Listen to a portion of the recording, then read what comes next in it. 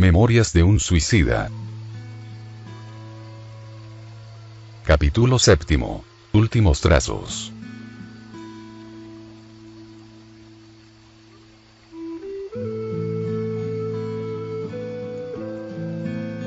Hace 52 años que habito el mundo astral. Por haberlo alcanzado a través de la violencia de un suicidio, todavía hoy no logré alcanzar la felicidad, ni la paz íntima que es el deleite inmortal de los justos y obedientes de la ley. Durante tan largo tiempo he postergado voluntariamente el sagrado deber de renacer en un nuevo cuerpo en el plano, lo que me preocupa ya ahora, a pesar de haber recibido la educación necesaria de mis nobles instructores, para una vez inmerso en la carne, protegerme lo suficiente para salir victorioso en las grandes luchas que enfrentaré rumbo a la rehabilitación moral espiritual. Aprendí mucho durante este medio siglo en que permanecí en esta colonia correccional que me albergó en los días en que eran más ardientes las lágrimas que lloraba mi alma, más dolorosos los estiletes que herían mi corazón vacilante y más atroces las decepciones que sorprendieron mi espíritu, dentro de la tumba cavada por el acto terrible del suicidio. Pero, sobre todo aprendí algo de lo que ignoraba y era necesario para mi rehabilitación. También sufrí y lloré mucho, ante la perspectiva de la responsabilidad de los actos practicados por mí. Incluso disfrutando de la convivencia reconfortante de tantos amigos dedicados y tantos mentores celosos del progreso de sus alumnos, derramé abundante llanto, mientras que, en muchas ocasiones, el desánimo, esa hidra avasalladora y maldita, intentaba detener mis pasos en las vías del programa que tracé. También valoré respetar la idea de Dios, lo que ya era una fuerza vigorosa que me escuda, ayudándome en el combate contra mí mismo. También aprendí a orar, conversando con el Maestro amado en la oración auténtica y provechosa. Trabajé mucho, esforzándome diariamente durante 40 años, con las lecciones sublimes de maestros virtuosos y sabios, para que, de las profundidades de mi ser, surgiese la imagen de la humildad para combatir la figura perniciosa del orgullo que durante tantos siglos me viene acompañando en el mal y zarandeando en la animalidad. Al influjo cariñoso de los legionarios de María también comencé a deletrear las primeras letras del divino alfabeto del amor, y colaboré con ellos en los servicios de ayuda y asistencia al prójimo, dedicándome a aquellos que sufren, como nunca me hubiese creído capaz. Luché por el bien, guiado por esas nobles entidades, extendí las actividades tanto en los parques de trabajos espirituales accesibles a mi humilde capacidad como también en el plano material, donde me fue permitido contribuir para que en varios corazones maternos volviese a brillar la tranquilidad, y despuntase la sonrisa de nuevo en muchos rostros infantiles, después de días y noches de impaciente expectativa, durante los que la fiebre, la tos y la bronquitis les habían debilitado, y hasta en el corazón de los jóvenes, desesperanzados ante la realidad adversa, pude colocar la lámpara bendita de la esperanza que hoy dirige mis pasos, desviándoles de la ruta traicionera del desánimo, que les habría impulsado a abismos idénticos a los conocidos por mí. Durante 40 años trabajé, pues, denodadamente, al lado de mis queridos guardianes. No serví solo al bien, con actitudes fraternas, sino también a lo bello, aprendiendo con insignes artistas y virtuosos a homenajear a la verdad y respetar la ley, dando al arte lo que de mejor y más digno fue posible extraer de lo profundo de mi alma. No obstante, nunca me sentí satisfecho y tranquilo conmigo mismo. Existe un vacío en mi ser que no se llenará sino después de la reencarnación, después de estar yo mismo convencido del deber que no cumplí como debía en la última encarnación, abreviada por el suicidio. El recuerdo doloroso de aquel Jacinto de Ornelas y Ruiz, al que provoqué una ceguera irremediable en un gesto de despecho y celos, permanece indeleble, imponiéndose a las cuerdas sensibles de mi ser como un estigma trágico del remordimiento inconsolable, pidiendo para mi destino futuro idéntica penalidad, es decir la ceguera, ya que la prueba máxima de ser ciego la anulé en la primera ocasión ofrecida por la providencia, mediante el suicidio con que pensé liberarme de ella, quedando, por tanto, con esa deuda en mi conciencia. Ya hace mucho que debería haber vuelto a la carne.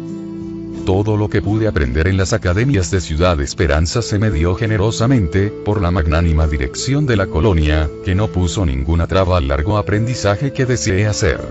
Adquirí incluso aventajados conocimientos de la medicina psíquica al contacto de los maestros, durante las clases de ciencia desarrollando tareas en las enfermerías del Hospital María de Nazaret, donde sirvo desde hace 12 años, sustituyendo a Joel, que partió para nuevas experiencias terrestres, para las pruebas que a la ley debía, como suicida que también fue. Tal aptitud me permitirá ser un medium curador, más tarde, cuando habite de nuevo en la costra del planeta donde tan grandes y graves expresiones de sufrimiento existen para flagelar a la humanidad culpable de errores constantes. Todavía me faltaba el idioma fraterno del futuro, aquel empeño inestimable de la humanidad, que tendrá que envolverla en el abrazo unificador de las razas y de los pueblos confraternizados para la conquista del mismo ideal. El progreso, la armonía y la civilización iluminada por el amor. Ese era un estudio voluntario, como todos los demás que realizábamos, pero que los iniciados aconsejaban en especial que hiciéramos, dándole una gran importancia, porque ese idioma, cuyo nombre simbólico es el mismo de nuestra ciudad universitaria, es decir, esperanza o esperanto, resolverá problemas incluso en el más allá, permitiendo a los espíritus elevados comunicarse eficiente y brillantemente, a través de obras literarias y científicas, que el mundo terreno recibirá de lo invisible en los días futuros sirviéndose de mediums que lo hayan aprendido para lograr éxito en la misión que, en nombre de Cristo y por amor a la verdad y a la redención del género humano, deberán ejercer.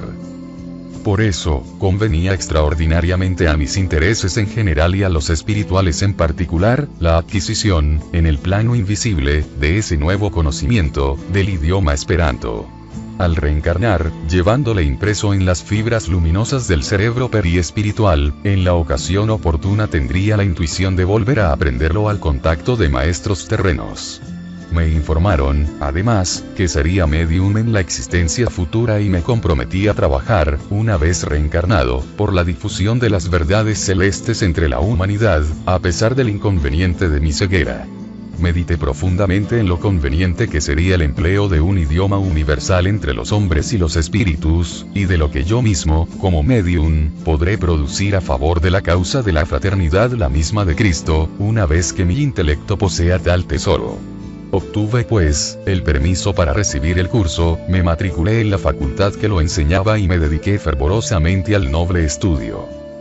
No se trataba de un edificio más, en la extensa avenida académica donde suntuosos palacios se alineaban con el magistral efecto del arte puro, y sí un ejemplo de belleza arquitectónica, que llevaría al pensador al sueño y al deslumbramiento. Era también un templo, como las demás edificaciones, y en sus majestuosos recintos interiores, la fraternidad universal era homenajeada sin cesar bajo las inspiraciones de la esperanza, por ministros del bien, incansables en la laboriosidad tendente al beneficio y progreso de la humanidad.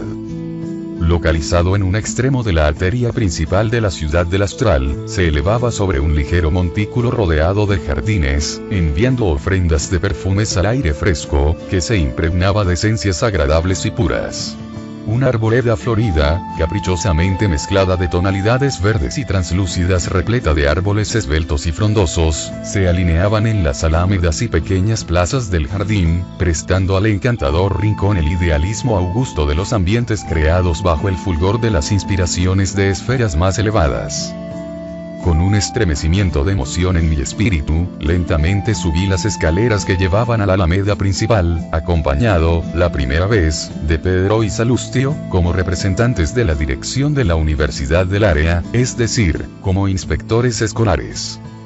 A lo lejos, el edificio brillaba dulcemente, construido en esmeraldinos tonos de delicada quintesencia del astral.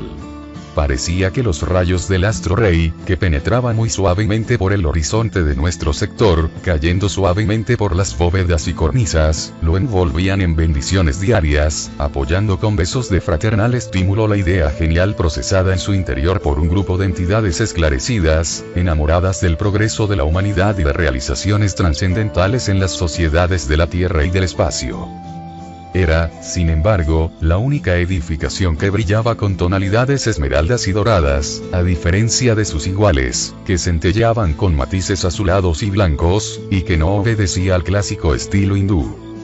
Recordaba más bien al estilo gótico, evocando realmente ciertas construcciones famosas de Europa, como la Catedral de Colonia, con su construcción bordada como una joya de filigrana y sus torres apuntando graciosamente hacia lo alto entre resplandores que parecían ondas transmisoras de perennes inspiraciones hacia el exterior. Los recintos interiores eran de lo más bello y noble que pude apreciar dentro de la ciudad de Esperanza. Con aspecto de catedral, y efectos de luces sorprendentes y un acento de arte fluídico de la más fina clase que pudiese concebir, comprendí inmediatamente que no eran orientales ni tampoco iniciados sus idealizadores y que no pertenecían al grupo que cuidaba de nuestra reeducación, sino que debería tratarse de una realización trasplantada de otros grupos, una embajada especial, situada en otras regiones, pero con elevadas misiones entre nosotros, y cuya finalidad sería altruista, sin ningún género de dudas. Así era. Al preguntarlo, Pedro y Salustio respondieron que se trataba de una filial de la gran Universidad de Ciudad Esperanza del Astral, con sede en otra esfera más elevada, que irradiaba inspiraciones para sus dependencias de lo invisible, incluso en la Tierra, donde ya se iniciaba un apreciable movimiento en torno de la nobilísima lucha, entre intelectuales y pensadores de todas las razas planetarias. De la misma forma no estaba, como las demás facultades de nuestro sector, dirigida por iniciados en doctrinas secretas. Sus directores eran neutrales, en la tierra como en el más allá, en materia de conocimientos filosóficos o creencias religiosas en general.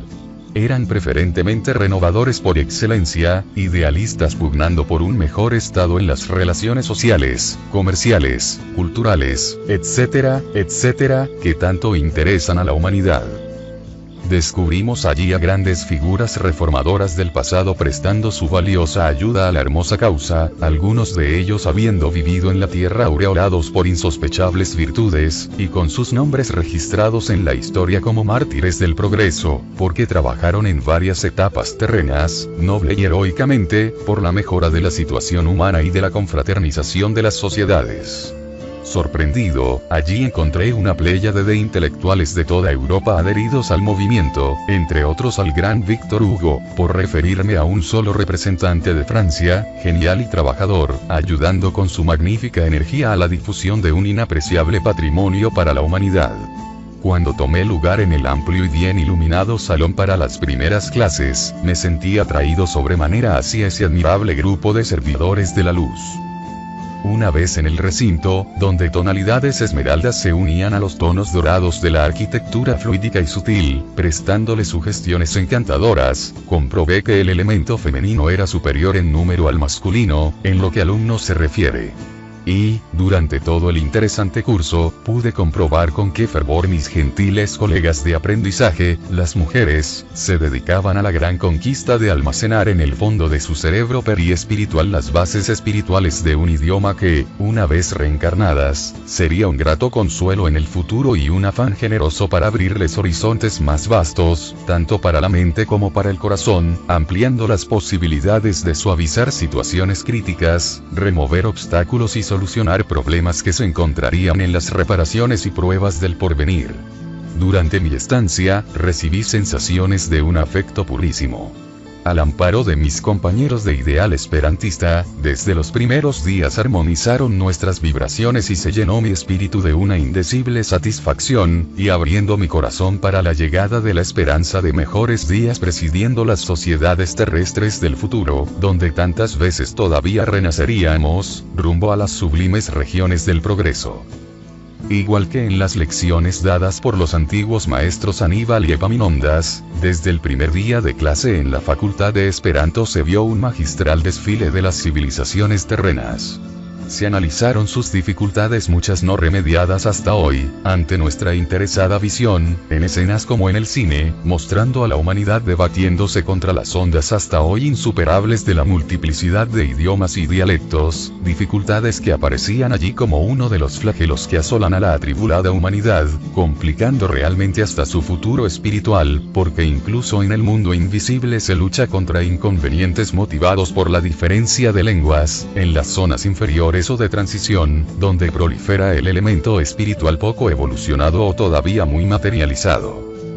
Todo fue magistralmente examinado, detalles, ramificaciones, consecuencias sorprendentes incluso dentro del hogar doméstico, obstáculos desalentadores en la prolongación de las relaciones y hasta del amor, entre las naciones, los pueblos y los individuos, desde las primeras civilizaciones del planeta hasta el siglo XX, que yo no había alcanzado en el plano material. Y, después, la simplificación de esos mismos casos, la caída de esas barreras y la aurora de un auténtico progreso, basado en la claridad de un idioma que será patrimonio universal, de la misma forma que la fraternidad y el amor, uniendo ideas, mentes, corazones y esfuerzos para un único movimiento general, una gloriosa conquista. La difusión de la cultura en general, la aproximación de los pueblos para el triunfo de la unidad de puntos de vista, y la felicidad de las criaturas.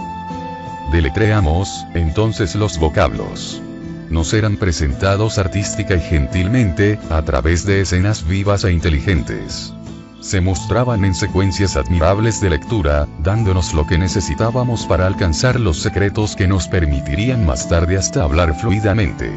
Eran, por tanto, libros móviles, inteligentes, animados por algún fluido singular, para enseñarnos la conversación, la escritura, todo el contenido de un idioma que se iba imprimiendo en nuestro intelecto, permitiéndonos, al reencarnar, la eclosión de intuiciones brillantes cuando nos encontrásemos en la pista del asunto. Y tales eran las perspectivas que nos presentaba aquella conquista, que nos sentimos triplemente hermanados a toda la humanidad. Por los lazos amorosos de la doctrina de Cristo, por el beneplácito de la ciencia que nos iluminaba el corazón y por la finalidad a la que nos arrastraría el uso de un idioma que en el futuro nos habilitaría para sentirnos como en nuestra propia casa, estuviésemos en nuestra patria o viviendo en el seno de naciones situadas en los más diferentes rincones del globo terrestre, y hasta en el mundo invisible. La embajada esperantista en nuestra colonia no se limitaba a darnos elementos lingüísticos capaces de confraternizar con los demás ciudadanos terrestres, con quienes viviríamos en los pueblos de la costra planetaria, en un futuro próximo.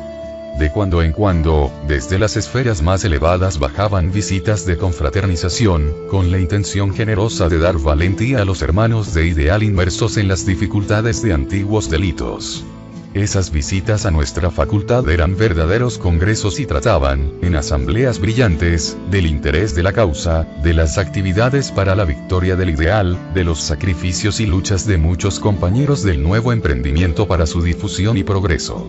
Ahí teníamos ocasión de evaluar la colaboración de aquellas figuras eminentes que vivieron en la tierra y cuyos nombres registró la historia, y que citamos anteriormente. Grandes grupos de alumnos, aprendices del mismo movimiento, y pertenecientes a otras esferas, se adherían a esos congresos, colaborando caritativamente para el alivio de sus pobres hermanos suicidas. Esos eran días festivos en Ciudad Esperanza. En las suntuosas plazas y jardines que rodeaban el majestuoso palacio de la embajada esperantista, sobre suaves tapetes de gramíneas, mezcladas de flores azules y azaleas blancas o rosadas, se creaban los juegos florales, perfectos torneos de arte clásico, durante los cuales el alma del espectador se dejaba transportar al ápice de las emociones gloriosas, deslumbrada ante la majestad de lo bello, que se revelaba en todos los delicados y tiernos matices posibles a su comprensión.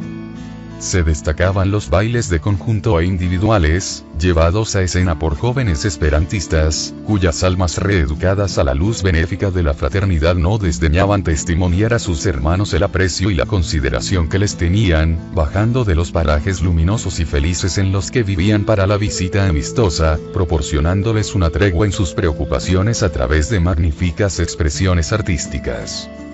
La belleza del espectáculo alcanzaba en ese momento lo indescriptible, cuando, deslizándose graciosamente por las flores y sobrevolando en el aire como libélulas multicolores, los hermosos conjuntos evolucionaban traduciendo el hermoso arte de Terpsícore. En la mitología griega, Terpsícore significaba la que deleita en la danza, es la musa de la danza, de la poesía ligera propia para acompañar en el baile a los coros de danzantes y también se le considera como la musa del canto coral. Representada como una joven esbelta, con un aire jovial y de actitud ligera. Guirnaldas de flores forman su corona y entre sus manos, hace sonar una lira, nota del traductor. a través del tiempo y de las características de los grupos que mejor supieran interpretarla. Ahora, eran jóvenes que vivieron en otro tiempo en Grecia, interpretando la belleza ideal de los ballets de su antigua cuna natal. Después, eran egipcias, persas, hebreas, hindúes, europeas, una extensa grupo de cultivadoras de lo bello que venían a encantarnos con la gracia y la gentileza de que eran portadoras, cada grupo mostrando el sublime talento que enriquecía su ser, mientras suntuosos efectos de luz inundaban el escenario como si fuegos mágicos de artificio bajasen de los confines del firmamento para irradiar en bendiciones de luz sobre la ciudad, que se engalanaba de tonalidades multicolores y matices delicados y lindos, que se convertían a cada momento en rayos que se entrechocaban, indescriptiblemente, en artísticos juegos de colores, entrecruzándose y derramándose en centelleos siempre nuevos y sorprendentes. Y todo ese conmovedor e intraducible espectáculo de arte, que por sí solo sería una oferta al supremo detentor de la belleza, realizada al aire libre y no en el recinto de los templos, se hacía acompañar de orquestaciones delicadas donde los sonidos más delicados, los acordes llorosos de poderosos conjuntos de arpas y violines, que eran como pájaros gorjeando modulaciones siderales, arrancaban de nuestros ojos deslumbrados, de nuestros corazones enternecidos, aspiraciones de emociones generosas que tonificaban nuestros espíritus, alimentando nuestras tendencias hacia lo mejor, abriendo a nuestro frágil ser horizontes jamás imaginados hacia el plano intelectual. Muchas veces músicos célebres que vivieron en la tierra acompañaron a los grupos esperantistas a nuestra colonia, colaborando con sus sublimes inspiraciones, ahora mucho más ricas y nobles, en esas fraternas festividades que promovían el amor al prójimo y el culto a la belleza. Pero todo eso era manifestado en un estado de superioridad y grandiosa moral que los humanos están lejos de concebir. Se sucedían los conciertos. Cánticos de orfeones alcanzaban expresiones maravillosas, piezas musicales ante las que empalidecerían las más arrebatadas melodías terrestres, certámenes poéticos con escenas de declamación cuya suntuosidad rozaba lo inimaginable, arrebatándonos hasta el éxtasis. Y el idioma selecto que utilizaba ese grupo magnífico de artistas pertenecientes a grupos que vivieron y progresaron bajo la bandera de todas las naciones del globo terrestre, era el esperanto, el que iría a coronar la iniciación que habíamos hecho, reeducándonos en los conceptos de la moral, de la ciencia y del amor. Solo se admitía el arte clásico. En nuestra ciudad universitaria jamás vimos regionalismo o folclore de cualquier clase. Y después que las lágrimas bañaban nuestro rostro, conmovidas nuestras almas ante tanto esplendor y maravillas, nos decían nuestras buenas vigilantes, de vuelta al internado para el reposo nocturno. No os admiréis, amigos míos. Lo que visteis es apenas el inicio del arte en el más allá, se trata de la expresión más simple de lo bello, la única que vuestras mentalidades podrán alcanzar. Por ahora, en esferas más altas que la nuestra existe más, mucho más, sin embargo, el alma pecadora debe rehacerse de las caídas en las que incurrió, haciéndose virtuosa a través de la renuncia, del trabajo y del amor, para merecer ir hacia ellas. El sentimiento del deber me lleva a pensar seriamente en la necesidad de volver a la tierra para probar el deseo de afinarme definitivamente con la ciencia de la verdad que he descubierto durante mi estancia en esta colonia. No debo permanecer más en Ciudad Esperanza, a menos que pretenda agravar mi responsabilidad con un estado de estacionamiento incompatible con los códigos que acabo de estudiar y aceptar. Incurriría en una grave falta retrasando por más tiempo la reparación que me debo a mí mismo, como también a la ley del sempiterno, incumplida por mí desde hace muchos siglos. De los antiguos compañeros y amigos que vinieron del Valle Siniestro y que ingresaron en la ciudad universitaria procedentes del hospital, soy el único que está aquí, sin valentía de experimentar sus propias fuerzas en las luchas de la tierra. Belarmino de Queiroz y Sousa, el amigo cuyo afecto suavizaba gratamente las difíciles luchas espirituales camino de la rehabilitación, hace 10 años que partió para nuevas experiencias, habiendo preferido renacer en Brasil, por la mayor facilidad que ofrecía, allí, el amparo de la protectora doctrina que abrazó durante su preparación en las facultades. Me agaché, conmovido y afectuoso, sobre su triste cuna de pobre huérfano, pues perdió a su madre, tuberculosa, un año después de su nacimiento. Muchas veces he susurrado palabras tiernas a sus oídos infantiles, durante las horas desoladas en que se pone a meditar, pequeñito e infeliz, en las espinas que ya le hieren el corazón. Y he llorado mucho de compasión y tristeza contemplando su angustiosa infancia. El brazo semiparalítico, herencia inevitable del suicidio en el siglo XIX, hijo marchito y enfermo de una tuberculosa, con un idéntico futuro aguardándole cuando sea adulto. Deseé partir con él y servirle de hermano, viviendo a su lado para ampararle y consolarle, reanimándome a mí mismo el contacto de su leal afecto. Sin embargo, era imposible hacerlo. Era una misión de amor que no estaba al alcance de un condenado como yo, carente de los mismos socorros y atenciones. En la tierra, nuestros destinos y situaciones iban a ser diferentes. Solo más tarde, después de la victoria de las pruebas bien soportadas, nos reencontraremos aquí mismo, para reiniciar la marcha hacia lo mejor. Doris Mary se presentó a su favor igualmente. Deseaba seguirle en el círculo familiar, puesto que le amaba tiernamente, disponiéndose a sacrificios por desear suavizarle las mismas amarguras con los desvelos de un sentimiento basado en la fraternidad cristiana. No le concedieron el permiso para ello, porque tal abnegación implicaría un círculo de infortunios sucesivos y Doris tenía méritos, derechos y compensaciones concedidas por la ley, en el panorama social terreno, por haber venido de una existencia en que transitó una áspera vía de amarguras bien soportadas al lado de un esposo incomprensivo y brutal, vía que el suicidio de Joel desdichó aún más. Ahora, sus guías no aconsejaban nuevos sacrificios por el hijo en las pruebas que debía superar y tampoco por Belarmino, que le causó idéntico disgusto a su anciana madre. Ella velaría por ambos, como una sombra luminosa y protectora que proyectaba desde el más allá, sobre el camino a realizar, inspiración y consuelo en las horas decisivas. Como vemos, no solo Belarmino, sino también Joel había bajado a las renovaciones reparadoras. Juan de Acevedo y Amadeo Ferrari volvieron igualmente al deber de renovar las experiencias fracasadas, y ya hace 8 años que les vi ingresar en el recogimiento para los debidos preparativos. Este último, presa de disgustos e inconsolables remordimientos, ni siquiera terminó el curso de preparación que nos pasábamos todos.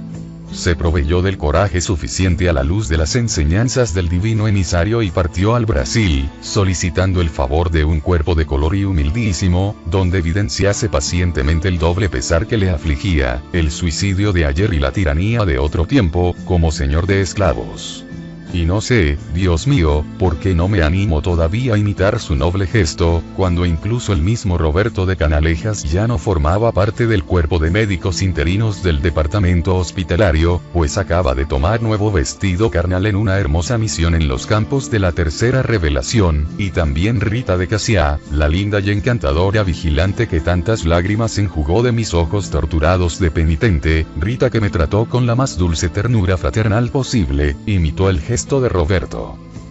En las luchas planetarias no existirá el matrimonio para este amigo admirable.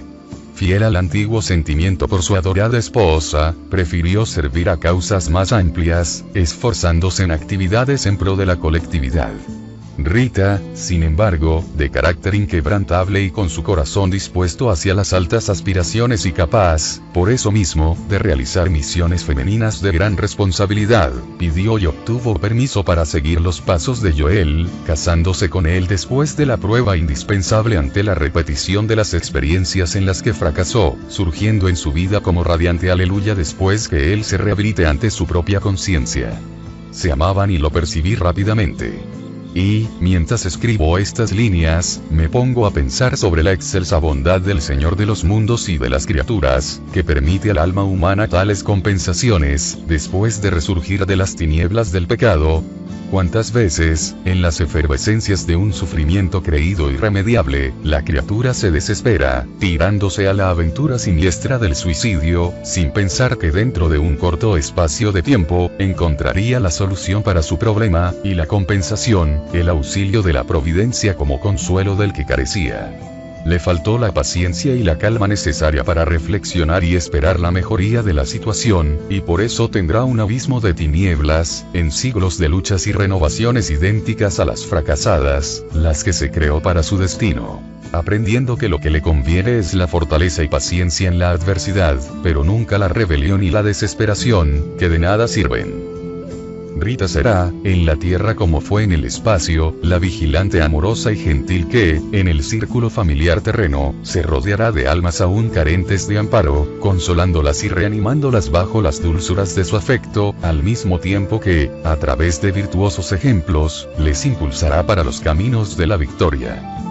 En el amplio dormitorio del internado de Ciudad Esperanza, donde habito desde los albores del año 1910, solo existen novatos.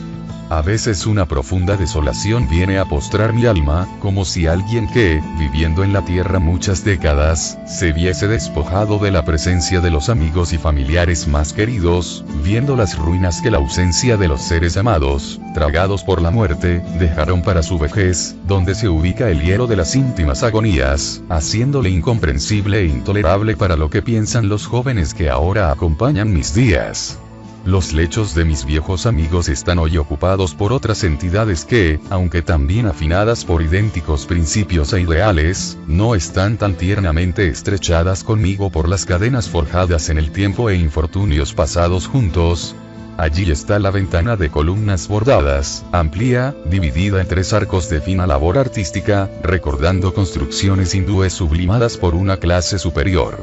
Al amanecer, Belarmino se asomaba a ella para saludar la alborada y comulgar con lo alto mediante la oración. Aquí, la sencilla mesa en que me parece ver todavía inclinada la figura y triste de Juan de Acevedo ejercitando la programación de las actividades convenientes que debía acometer en la tierra. Más allá, dispuestos pintorescamente bajo el cortinado oloroso de los árboles del parque, los bancos donde mis viejos compañeros de infortunio y yo nos recreábamos, hablando de las esperanzas que proporcionaban nuevas energías. Contemplando esas pequeñas cosas, las lágrimas me corren de los ojos. Es la añoranza que susurra angustias a lo más íntimo de mi alma, diciendo que debo imitarle sin demora, para resolver las deudas incómodas de la conciencia. Nunca, sin embargo, estuve ocioso. Procuro serenar mi corazón entristecido, al lado de mis queridos consejeros, y sirviendo a los más sufridores que yo. Me reparto entre las tareas del hospital y varias otras actividades a mi alcance, tanto en la costra del planeta como en el perímetro de nuestra colonia, únicos límites en los que podré transitar mientras no presente a la gran ley los testimonios debidos. Pero nada de eso será capaz de alejar de mis ansiosas preocupaciones el juicio que tengo de mí mismo, juicio despreciativo del que sabe que comienza a incurrir en nuevas faltas, agravando voluntariamente sus responsabilidades que ya le pesan. Parece que no paso de ser un parásito, ocupando un sitio que mejor le vendría a otro.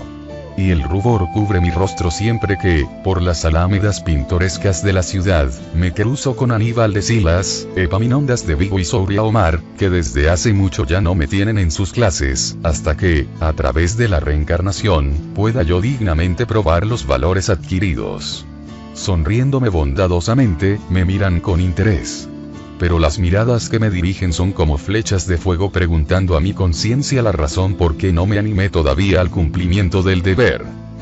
Carlos de Canalejas y Ramiro de Guzmán me han aconsejado mucho en estos últimos tiempos. Antes de partir a la reencarnación, Roberto hizo que se estrechasen mis relaciones de amistad con su antiguo suegro y amigo, recomendándole que no olvidase contarme algún día la historia dramática de Leila, cuyo amor transportó a las cumbres del dolor al corazón de ambos. He trabajado con él frecuentemente, lo que me dio un amplio campo de trabajo en el sector terrestre, pues, como sabemos, es el jefe de la sección de Relaciones Externas.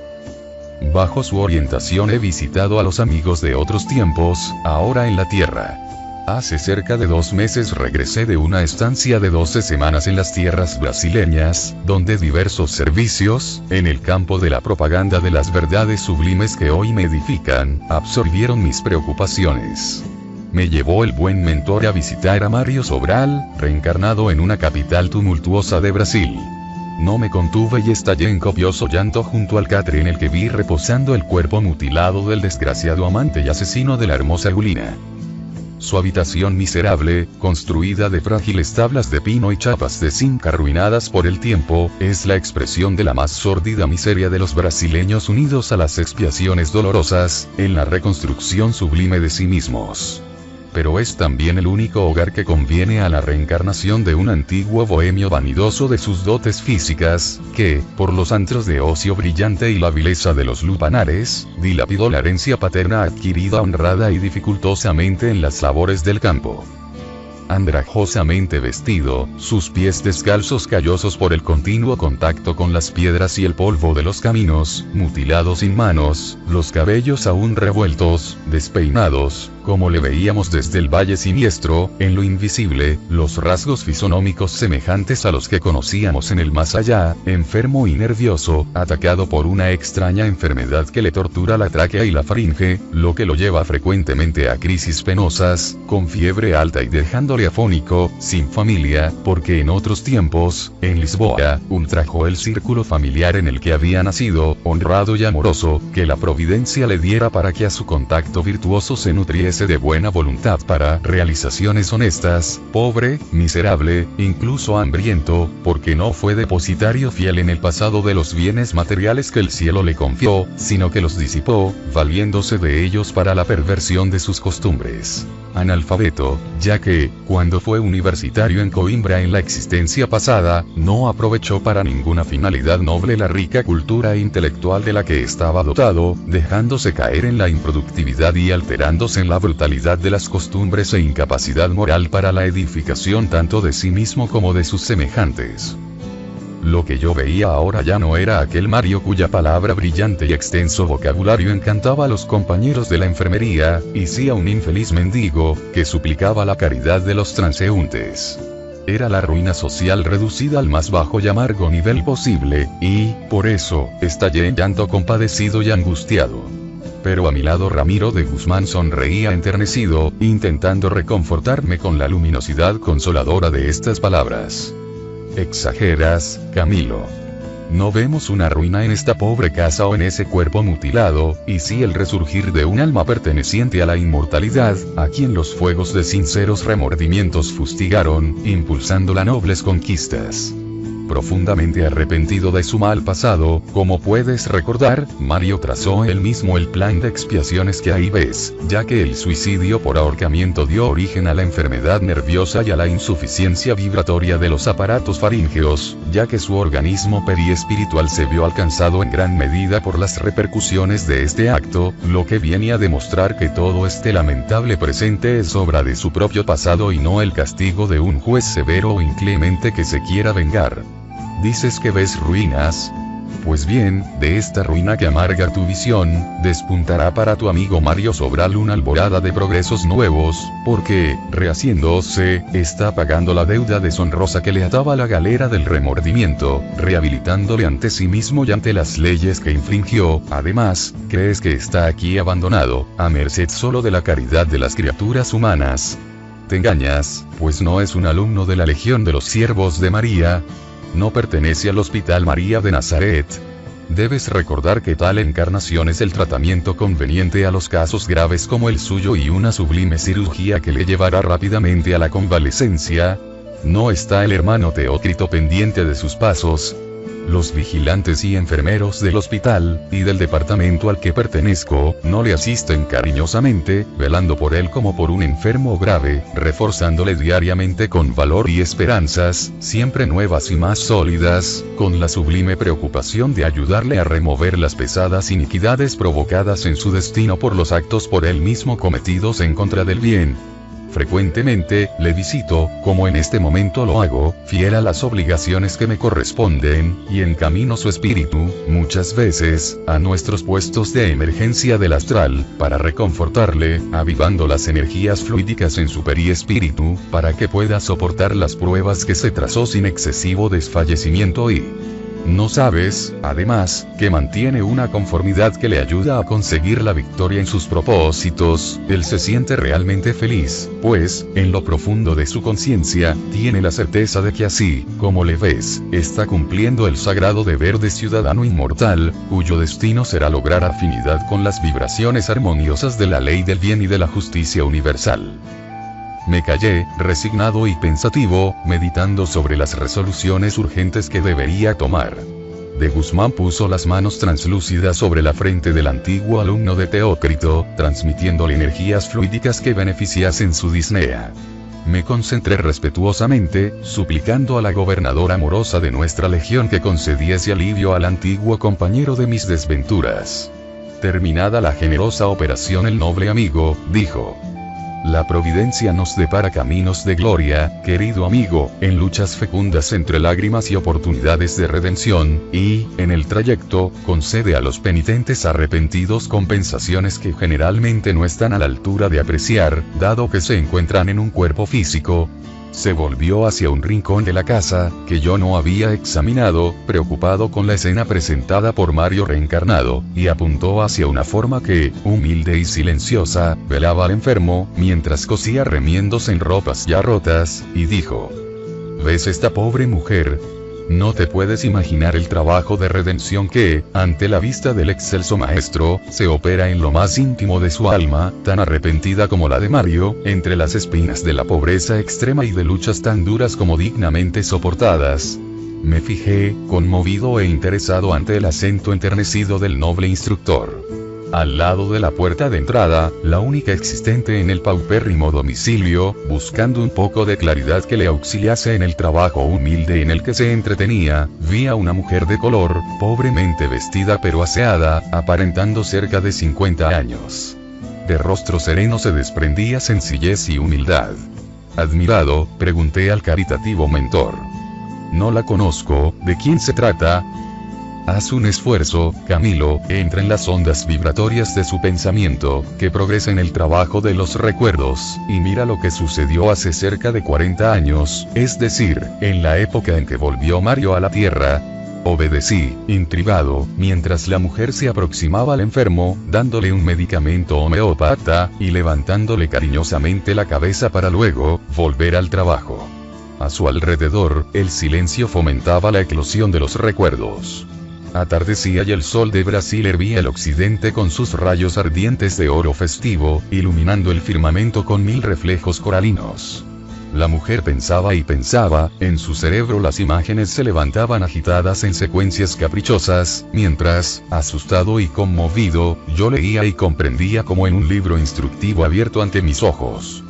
Mario ha renacido en un lupanar, su madre, inconforme con la maternidad, viendo, para cúmulo de desgracia, la mutilación deprimente, y al hijo sin fuerzas para soltar los alegres gritos de un recién nacido, medio sofocado por contracciones espasmódicas como si manos férreas quisieran prematuramente estrangularle, se llenó de horror y estalló en llanto, rechazando al monstruo que había concebido.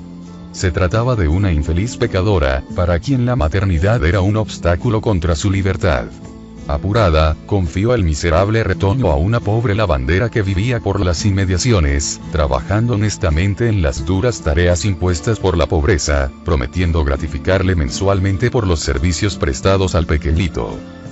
Accedió la buena mujer, no contemplando solo el dinero que vendría bien a sus escasos recursos, y sí, principalmente, obedeciendo a los impulsos caritativos de su corazón, porque era adepta de un gran manantial de luces y esclarecimientos. La tercera revelación, a pesar de la condición oscura que ocupaba en el plano social, sabía que la adopción de esa entidad que entraba en la vida terrena, rodeada de tan sombríos informes del pasado y tan desoladoras perspectivas en el presente, era un designio trazado por lo alto.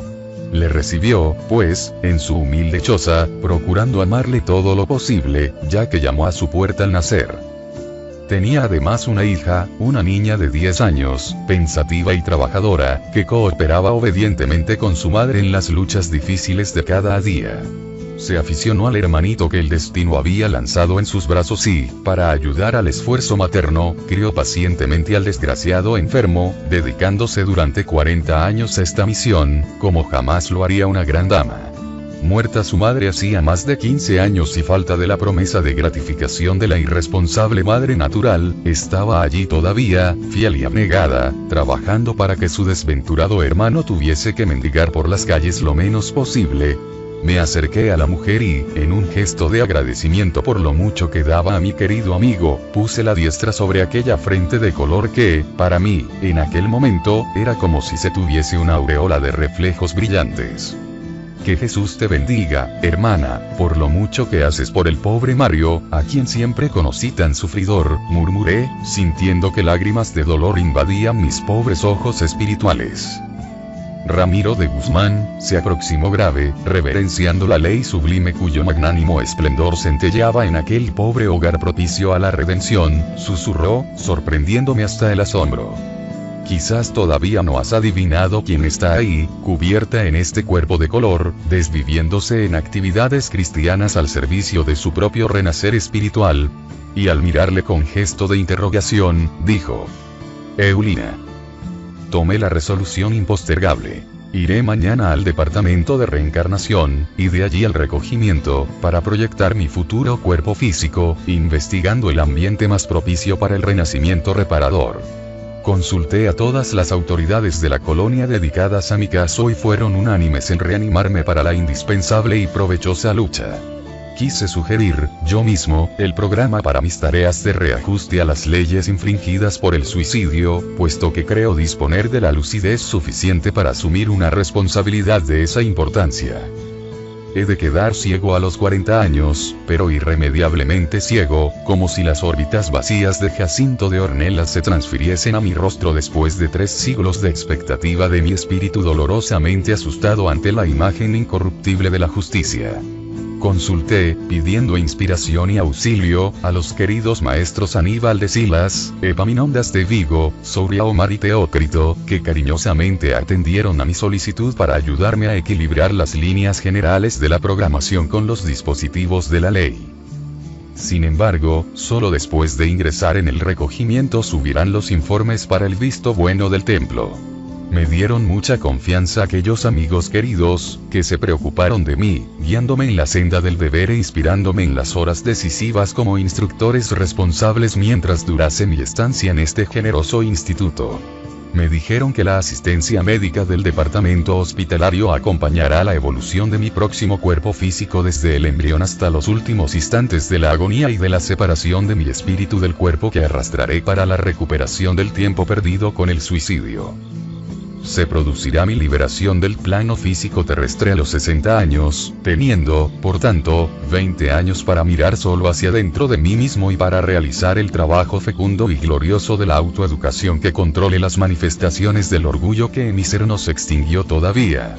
Frecuentemente me asalta el recelo de una nueva caída, del olvido de los deberes y tareas a cumplir una vez inmerso en el océano de una reencarnación, olvido normal para el espíritu en rehabilitación. Pero mis instructores me advirtieron que llevaré sólidos elementos de victoria adquiridos en el largo estadio reeducativo, y que, por eso mismo, es poco probable que mi voluntad se corrompa al punto de arrastrarme a mayores y más graves responsabilidades. Me despedí de todos los amigos y compañeros de los departamentos de la colonia, comenzando por la vigilancia, con Olivier de Guzmán y el padre Anselmo. Todos fueron unánimes en prometerme asistencia durante el irremediable exilio, a través de sus oraciones a Dios. Me siento, prematuramente, añorando este tranquilo lugar que por espacio tan largo de tiempo me albergó, y donde tantos y preciosos esclarecimientos adquirí para el reinicio de actividades en los medios sociales en los que tendré que probar nuevos valores morales. Hace algunos días viene a este internado un verdadero desfile de amigos, a visitarme. Jefes de sección, enfermeros, vigilantes, incluso psiquiatras, psicólogos e instructores me abrazan, felicitándome por la resolución tomada y augurando días gloriosos para mi espíritu en los servicios de rehabilitación. Me dan votos de victoria y adquisición de méritos, llenos de bondad.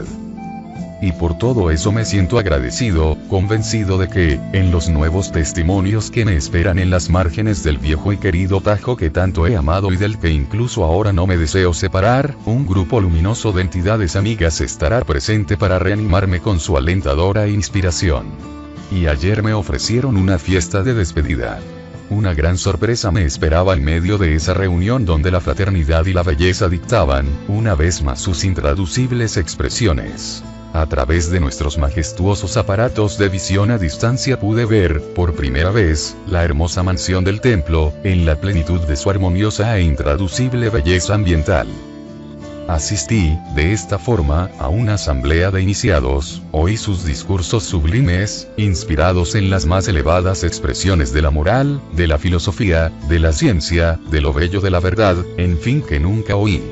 En el santuario donde se reunían, allá estaban en la mesa augusta de la comunión con lo alto los 12 varones responsables por toda la colonia unidos en identidad de puntos de vista e ideales para el solemne momento de la oración. Y después el panorama arrebatador del sector al que yo no podré entrar sino a la vuelta de la encarnación que me espera, la sucesión de residencias, los vastos horizontes floridos atenuados por delicadas tonalidades azuladas a los que los rayos del astro rey transmiten centelleos dorados. Las lágrimas inundaron mis ojos, mientras que, imprimiendo la maravillosa visión en lo más íntimo de mi conciencia, como benéfico estímulo para las ásperas luchas del futuro, mi alma se decía a sí misma: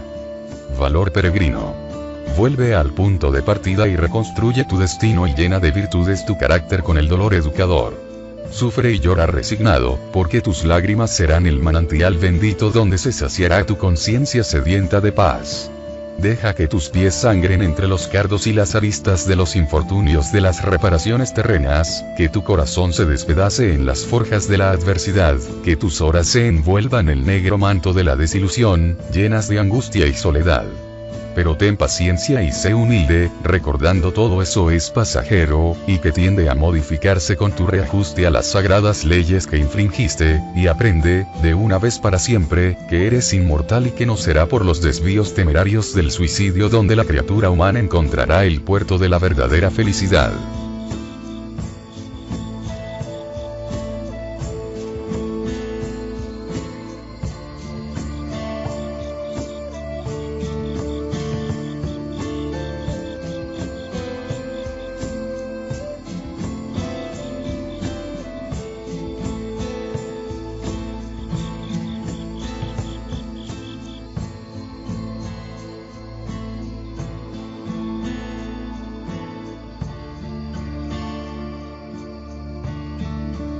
Este libro está dedicado a Betty.